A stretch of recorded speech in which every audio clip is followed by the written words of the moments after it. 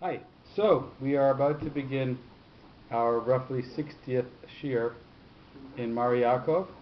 The date today is July 22nd, 2019.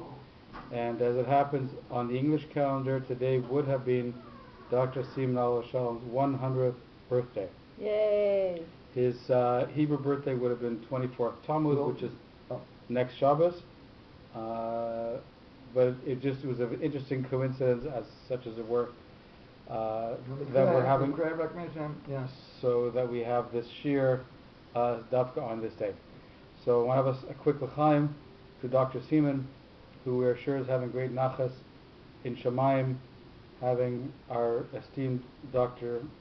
Jeffrey Bernholtz teaching his sefer and opening our eyes and collectively those who watch the tapes to the wisdoms that Dr. Simon, our father, brought to this world, and indeed he is undoubtedly having great nachas, seeing his Divrei Torah being filled with light. Dad Al Shalom used to say that his mother, before he would be put to bed, would say in Yiddish that the Torah should fill your eyes with light. I can't remember exact lashon, so I won't try. The Heilige Torah wird Licht sein deinen Augen, something to that effect. So now Dad is in Shamayim with the eternal light, and his eyes are undoubtedly wide and filled, and his heart is full of pride that someone as talented and capable as Jeff is leading these shiurim, and his children and others and other close friends and family who are watching the tapes are learning his Divrei Torah, and that he can feel the completion of the cycle from his own learning, and in the schus of his learning Torah, may we all have all of our tefillos answered. Baruch nis v'gashmis gam yachad. We should see them with the fleish go'egen, as Rabbi Shoichet Shalom used to say. Who's that? Rabbi Shoichet. The what organ? With the fleish go'egen. Yeah, we should see Mashiach with fleish go'egen. With our physical eyes. With our physical eyes. The It should be fleish go'egen. Means in our physical time. Yeah. Our physical during physical. May all of our yes, may all of the tefillos Baruch nis v'gashmis gam yachad should be heard, should be answered.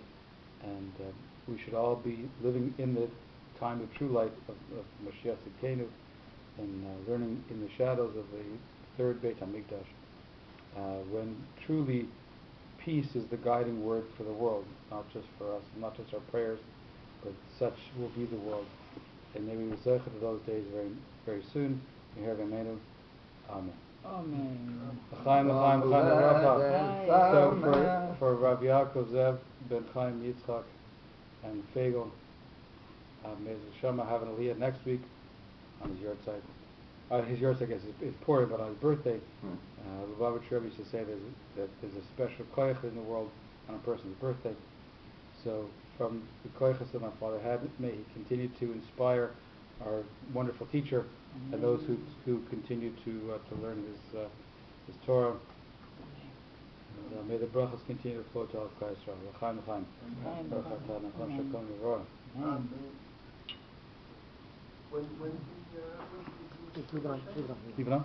So there's a Mishnah in Avot that tells us at various birthdays what happens, and the 100th birthday is one that none of the commentators speak about, because it's really quite a depressing statement.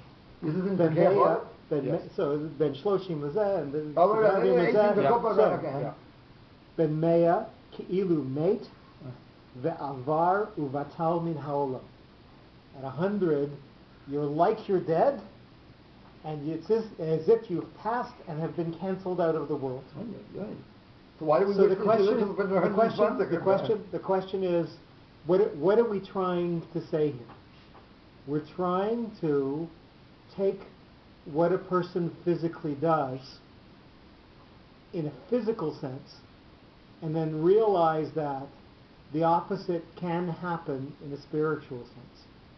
A person tends to withdraw as he gets older and becomes less and less involved in the world and gets a smaller and smaller circle physically.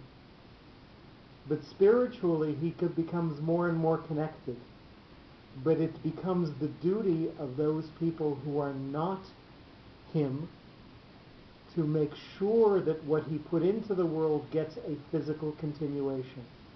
And when you talk about an aliyat neshama, when you go to God forbid a shiva, or when you go to a raya and you're saying something aliyat neshama, what you're doing is, if you do something or say something because that's what the person inspired you to, or if you're not doing something because that's what he never would have done, he gets a little corner of that.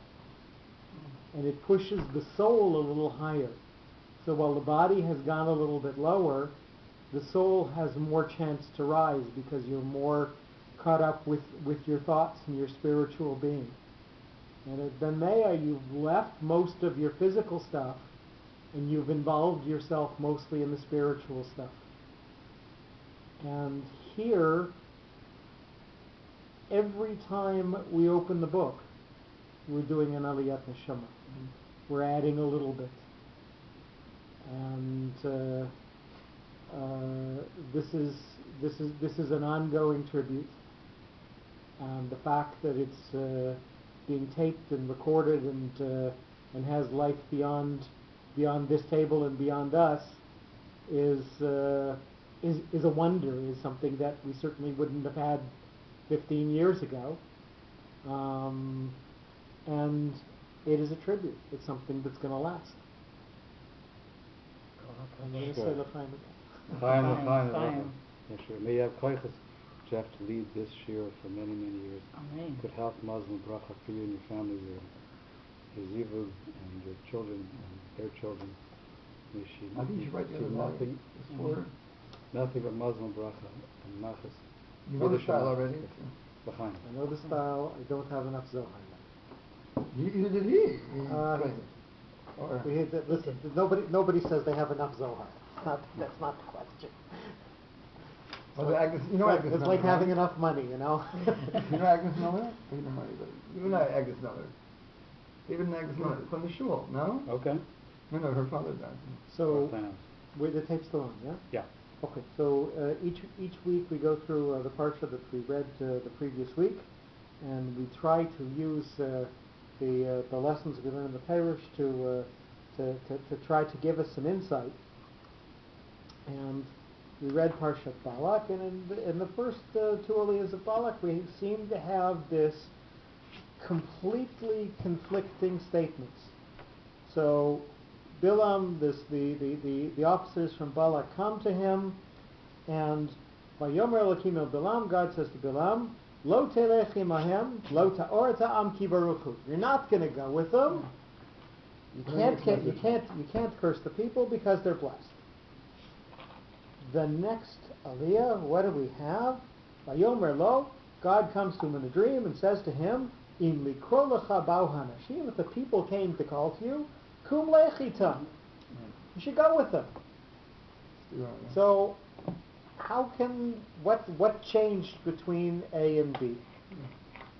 And we realize that we've got notes that tell us who the focus is. When you have a pashta on a word, it tells us that that's the word that's influenced. And when we have a katon, that's something that's got, could be good, could be bad. The first time, Vayomer Elokim, with the pashta, emphasize, this is what God wants, El Bilam. He can either go this way, or he can go that way. That's where we say, Lo telech imahem, you don't go with him. So when God is the focus, you have to realize he's the one who's planning, and he's saying that your will not align with them. You are not going to go with them. Not that you're not physically going to go with them, but you're not going to end up joining in with them. And in fact, at the end, You're not going to do what they want you to do. And what happens the second time? Vayavo Elokim el Bil'am Laila. Bil'am has yet another, has the emphasizing note here. He has the zarka. And when we have the phrase that munach zarka munach segol, segol stands for segula, so this is where we know that God is putting some justice into the world.